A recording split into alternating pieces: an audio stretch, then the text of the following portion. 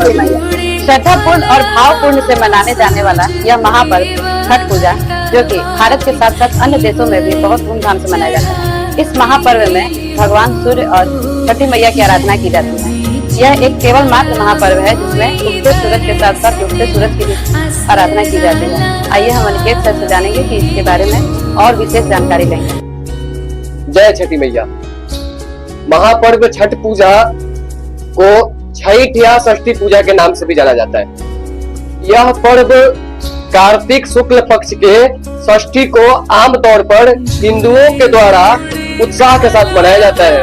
जैसा कि अभी मिस आप लोगों को ये बताई, ये पर्व भारत के साथ साथ अन्य देशों में भी मनाया जाता है। तो अन्य देश तो बहुत सारे हैं, अगर उनका नाम लिया जाए तो वो नाम बहुत ज्यादा हो जाएंगे। तो उसको एक अगर छोटे शब्दों में बोला जाए तो भारत देश के वासी जिस देश में है उस देश में ये छठ पूजा, महापर्व छठ पूजा को बहुत ही उत्साह और खुशियों के साथ मनाया जाता है। अभी हम सभी के बीच में आप सभी को एक हमारे दीपक सर जो पगड़ी जैसा मुरेठा बांध करके खड़े हैं, तो ये जो पगड़ी और ये मुरेठा है, ये हमारे बिहार का और खासकर जो बिहार का महापर्व छठ पूजा है उसका एक पहचान है।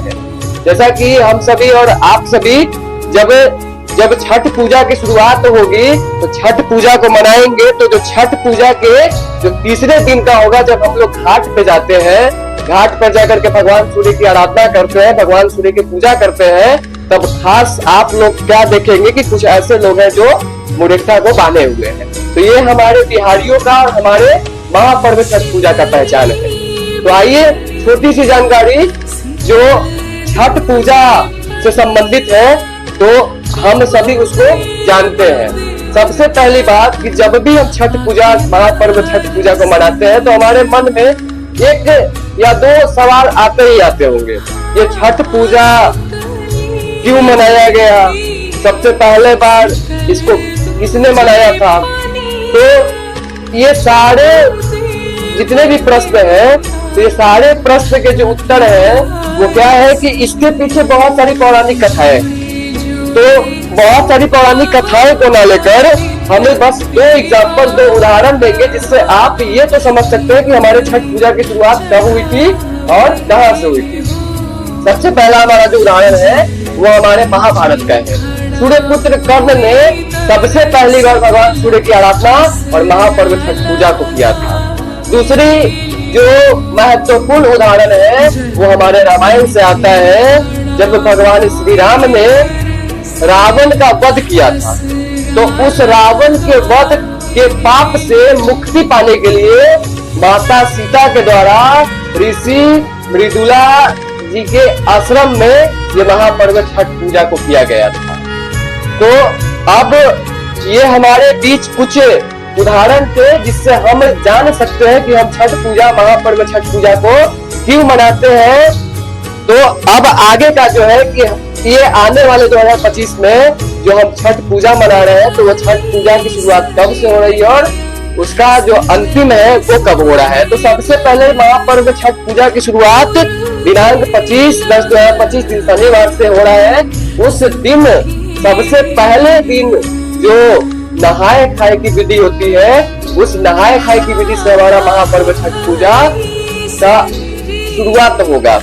दूसरा जो हमारा है, जो दूसरे दिन का जो हमारा महापर्व का जो दूसरा दिन है वो हमारे खरना का दिन है, जिस दिन हमारे यहाँ खीर का प्रसाद बनाया जाता है और लोगों में बांटा जाता है।